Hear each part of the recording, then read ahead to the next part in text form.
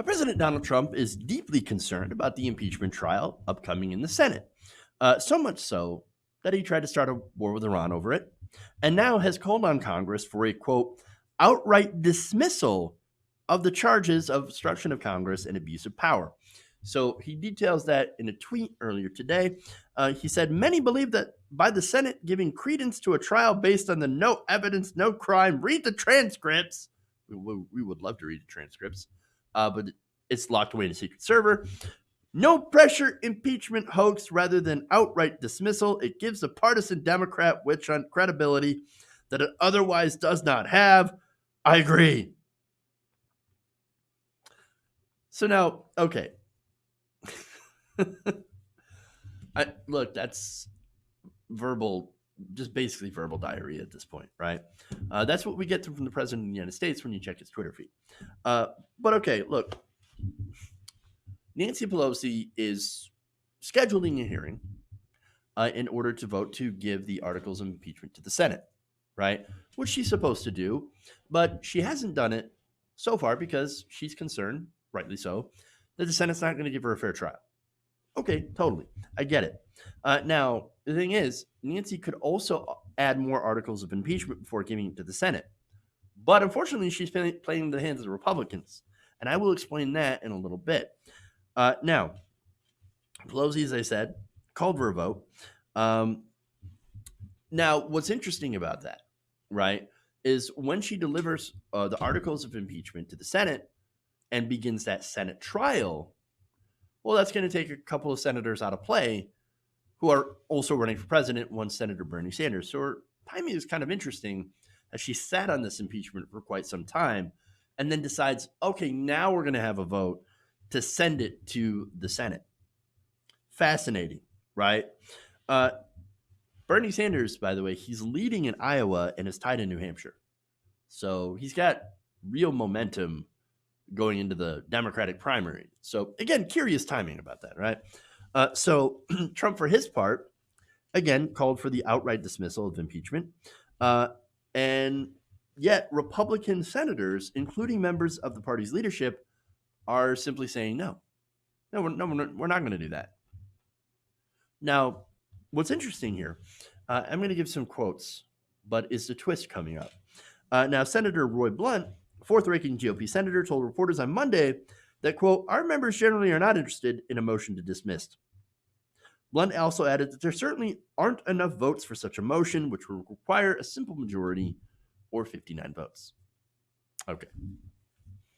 Now, there are also other senators, including Mitt Romney, Suzanne Collins, Rob Portman, Lamar Alexander, have all expressed opposition to the idea of an immediate dismissal of the articles of impeachment against Trump. Collins told reporters on Monday, quote, I would vote against a motion to dismiss immediately. Absolutely. Alexander told the New York Times, quote, we're taking an oath to be impartial, and that to me means we have a constitutional duty to hear the case, ask our questions, and then decide whether we want additional evidence in terms of documents or witnesses. Mitt Romney said, I will not be supporting a motion to dismiss.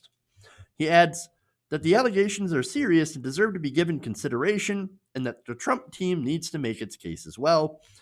So now, before you think, okay, look, we've got all these moderate senators, moderate Republican senators on our side. You okay? They're letting this go forward and not, siding with Trump to dismiss because they believe in the rule of law. Oh, that's fantastic. No, that ain't it. Let me tell you why. Senator Mitch McConnell, he's the Senate Majority Leader, right? And other top Republicans have indicated that they would rather have a vote of acquittal rather than a dismissal as a way to more strongly vindicate the president. So Mitch McConnell's like, yeah, no, I want to get the impeachment articles here. I don't want to dismiss them because that doesn't look good on us. But if we acquit him, like we already plan to do, because we don't care about the evidence, we don't care about the facts, we're going to play team politics here and just acquit him of everything, well, then that looks good for him. So now why has Donald Trump not gotten the memo? Because Donald Trump's an idiot and he doesn't understand how this game is played. The game is rigged in his favor. All these Republicans who are so-called moderates, well, they're not moderate at all. There's no such thing as a moderate Republican now. So you can bet that Suzanne Collins, Mitt Romney, all these Republicans, Laura Alexander, will likely vote to acquit. And there might be a chance that Mitch McConnell, because Suzanne Collins is not doing very well in her reelection bid, Mitch McConnell might say, okay, you can vote against or you can vote for impeachment if you think that's going to help you, because I already know we have enough. There's 53 Republican senators, so 2 of them can vote against dismissal, right? And 2 of them, of course, can vote against removal of the president, right? So there is some wiggle room here where McConnell could say, okay, I'll let you not vote for this, and so to help your political career. As long as we get the result of acquitting the president, which is ultimately good for the president. So, and look, acquittal is much better than dismissal for the president because it will help him politically. He can go and say, well, look, I'm acquitted of all the crimes, which means I didn't do any crimes. There we go. So now I'm still president. He's too stupid to understand that, though. And so he's like, we must have it dismissed. I don't want to go to trial. But trial is literally your best option. He doesn't get it. He doesn't get it. He doesn't get it. And look, let me go for Pelosi, back to Pelosi, right? So now I think Pelosi is helping Trump in a way. Now you might think, well, that's crazy, Jeff. Why would you think that? Why would you think that Nancy Pelosi, the woman who's bringing articles of impeachment against the president, helped the president? How does that help him? Well, look, remember, Nancy Pelosi fought the hardest against filing articles of impeachment. It was progressives and even some so-called moderate Democrats in some of the swing areas that were getting a little nervous and saying, wait a minute, this is too much for us to ignore. So we're going to have to do something, right? Because our constituents are demanding that we impeach Trump over these issues. So she got pressured into doing articles of impeachment. And so as a result, they ended up filing pretty weak sauce articles. Again, obstruction of Congress, right? And abuse of power. These are pretty general types of articles.